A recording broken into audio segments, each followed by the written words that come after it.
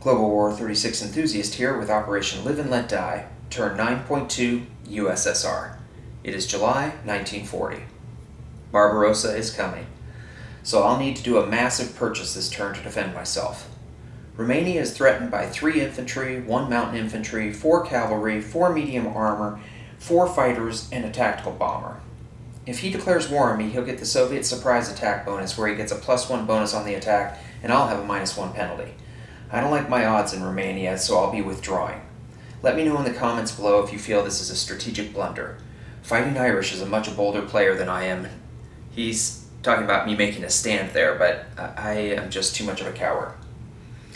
So, we'll start off with my 3 Sleeping Bear rolls.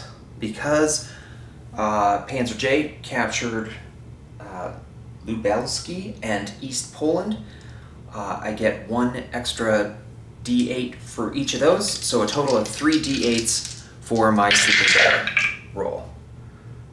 And that's above average luck. I got 22. I should have got 6.5, 13, so about 20. So I got 2 above average, 19 or 20, so maybe 3 above, 2.5 above average.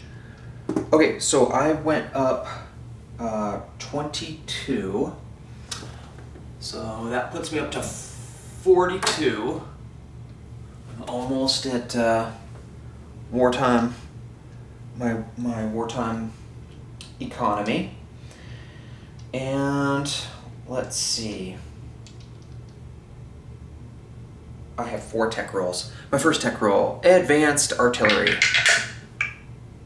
For some reason I cannot get that. My next tech roll is the heavy strategic bombers. What is that? A 3. Miss. My next tech roll is for strategic rockets. Dang it. And I missed that. And my last is for wartime, wartime economy.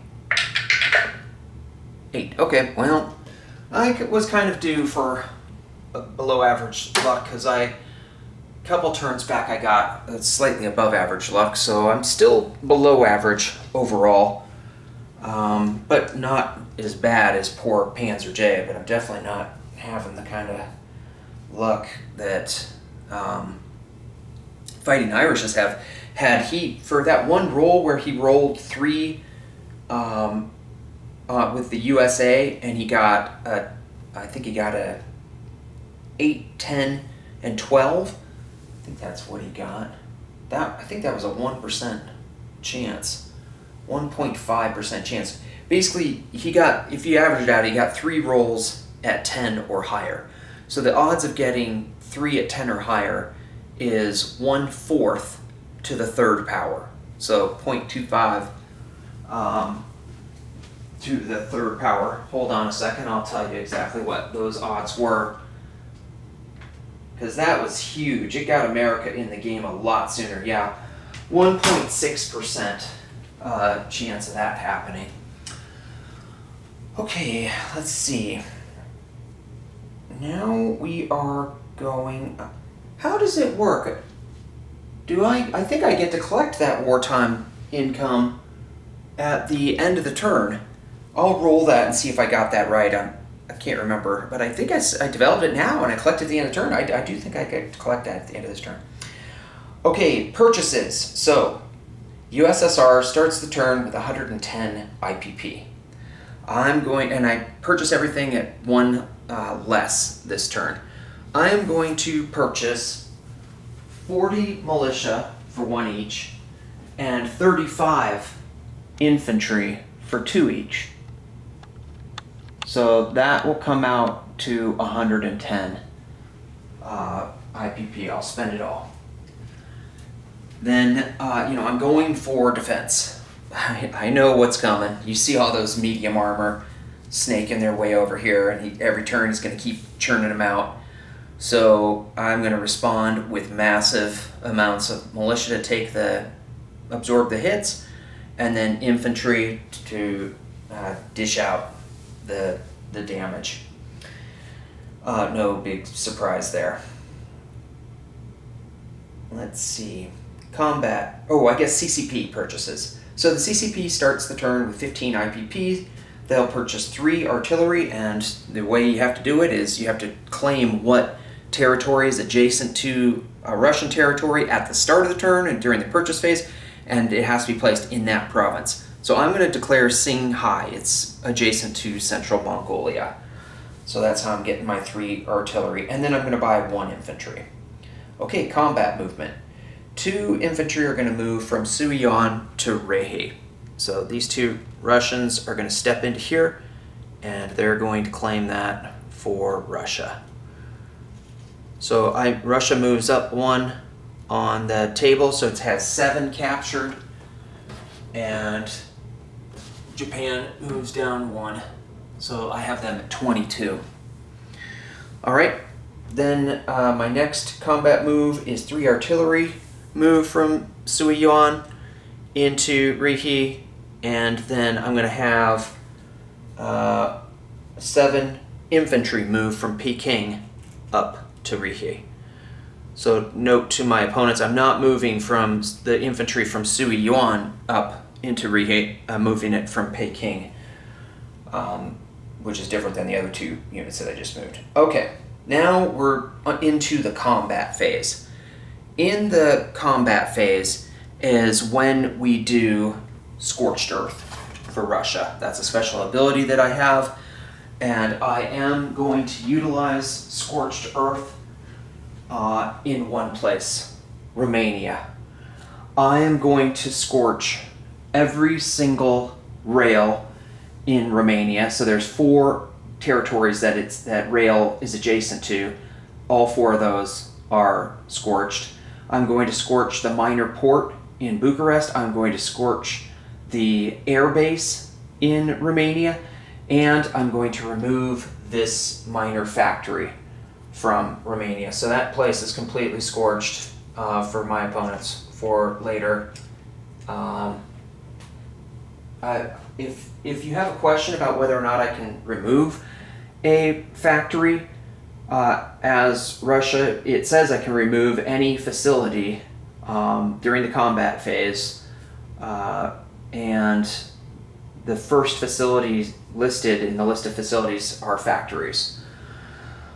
Okay, so that's my combat, is basically salting the earth in Romania. Okay, non-combat movement. 3 cavalry will move from northern Manchuria to Chita. So his cavalry can't reach me here, this guy, but these 7, there's 6 infantry and a motorized infantry, they could all move into Chita there, and Chita's mountainous. So 3 militia move from Peking to Hopei, and 4 militia move from Suiyuan to Hopei, and 6 infantry move from Suiyuan to Singhai, and 3 mountain infantry and 2 cavalry move from Kwaichao to Szechuan.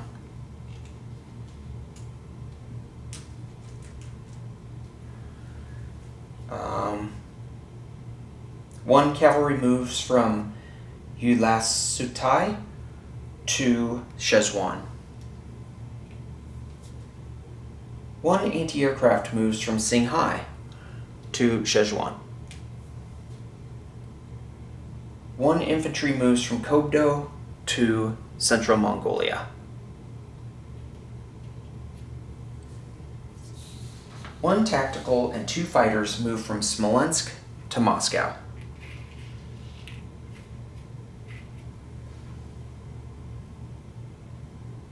1 air transport moves from Leningrad to Moscow. Basically, I don't want my aircraft anywhere near his aircraft on the turn when he gets a +1 and I have a -1. 5 motorized and 2 light armor move from Romania to eastern Ukraine. This gray boat should actually be black, but I've run out of black torpedo boat destroyers for Germany.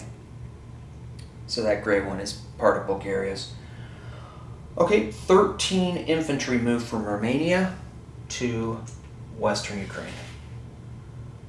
So even though these guys are at a -1,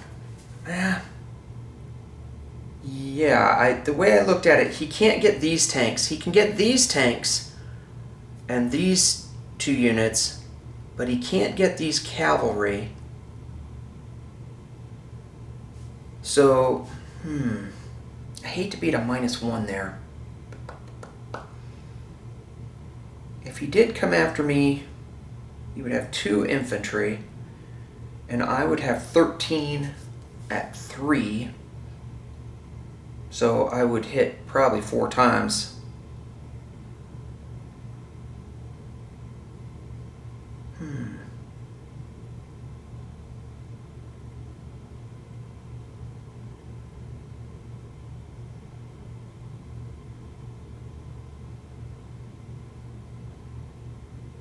I'm going to go to southern Ukraine instead, the coward's way. Sorry for that delay. I was going to go to western Ukraine, but then I thought, well, will he bring all his planes there? Yeah, I'm just going to be a coward, because that's what I do best. Okay. Now, strategic rail movement. I'm going to move this one minor factory from Novosibirsk to Chita. So this is why it's important that I want to hold on to Chita. And I'm going to bring 1 infantry, I'm going to rail 1 infantry from Romania here out to Chita. Okay, so right now still he has 7 at 1, because it's mountainous, versus 3 at 2 and 1 at 4. He might go for that to get the minor factory.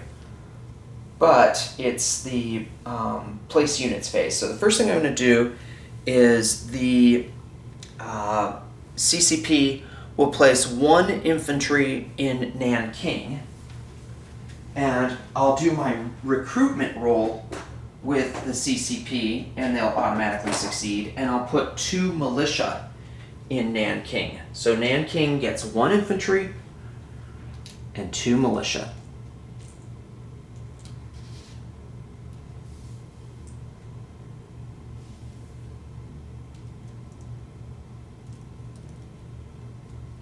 Okay.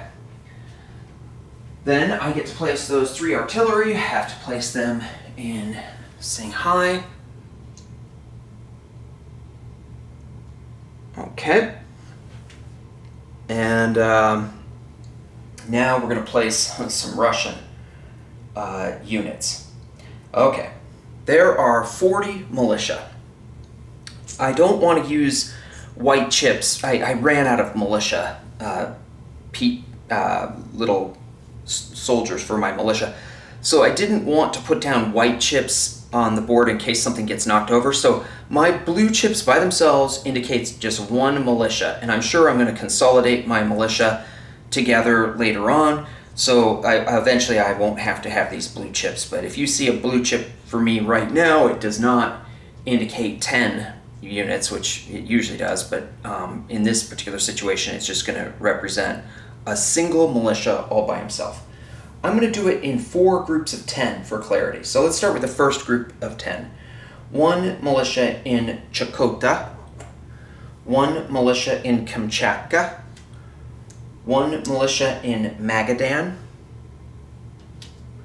1 militia in eastern Yakutia, 1 militia in Yakutsk, 1 militia in Amur, 1 militia in Chita. That's the difference, I think. If he does attack, he's got 7 at 1 versus me having 4 at 2 and 1 at 4. So it's 7 versus 5. I do not think he's going to go for that.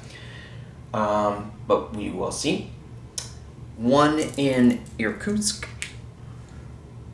1 in Buryatia, and 1 in southern Yakutia. All right, so those are the 10 kind of Siberian forces over there. Now let's go over to the next set of 10. 2 in Saratov. 1 in northern Russia, 1 in Yaroslavl, 4 in Moscow,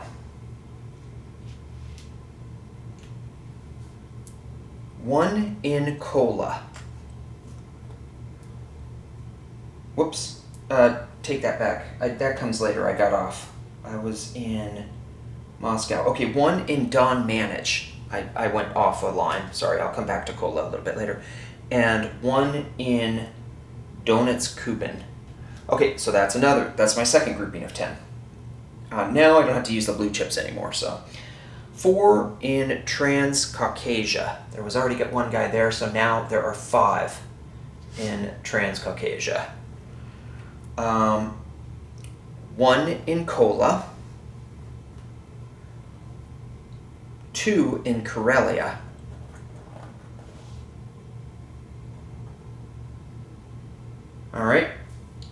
1 in Western Russia.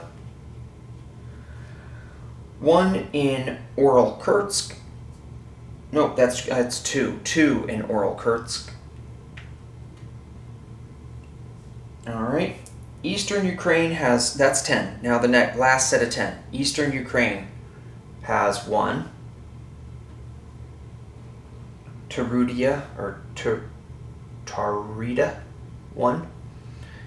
And Crimea, 1. Leningrad, 2. There was already a guy there, so now there are 3 in Leningrad. 1 in Smolensk. 3 in Kiev.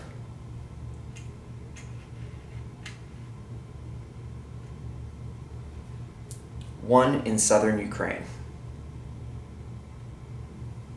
Okay, now we're going to place the infantry. 5 will go in Stalingrad. There's a major factory there, so I can build 5. 5 will go in Moscow. Same situation. 5 will go into Uralkursk. And 5 will go into Leningrad, but I already have 1 there, so I'll just replace that with a red chip. Should have already had that set up.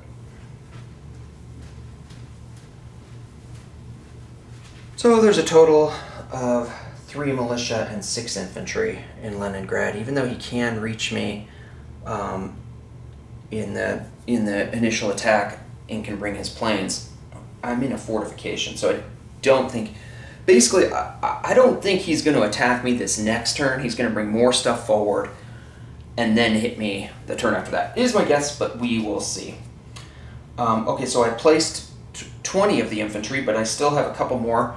1 goes here in Smolensk, so I have a militia and an infantry in Smolensk, and 1 goes into Kiev, because those are both minor factories where I can place 1.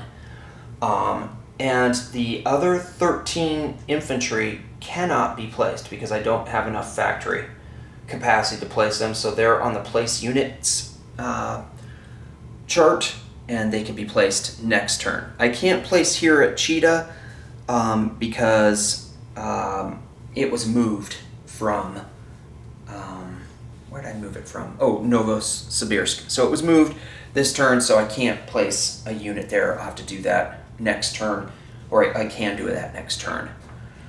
Alright, that's all my unit placements. Now the USSR collects. So let's see, I believe I rolled a 22, right? So I just wrote a note to myself that whatever I rolled, 32 plus that is 54 total is how much I should collect. So let's see, I have 42 plus 7 in captured territories, that's 49, plus the Soviet Arctic convoy, unless America wants to deny me that, they can. But I'd be up to 51 as long as they allow that to go through. And then 3 for war propaganda, that gets me up to 54. So the USSR has 54. The CCP has spent it all. They collect 12, plus they have 2 in bonus income for being adjacent to the Soviets while at war. That is the end of my most important purchasing turn. I certainly hope I haven't made myself too vulnerable to the Surprise attack. Global War 36 enthusiast, now turning this over to Panzer J, and 10.3 Japan. Just a little addendum, you can tell I didn't think about the chance of succeeding on my wartime economy, but I get to roll 2 dice and add them to the 54 that I have at the end of the turn. So I collect, that can't be right, 17, wow, that's phenomenal. Okay, I collect 17 more. So I think that gets me up to, let's see, I was at 71. That's amazing. Okay, great roll for me, 71.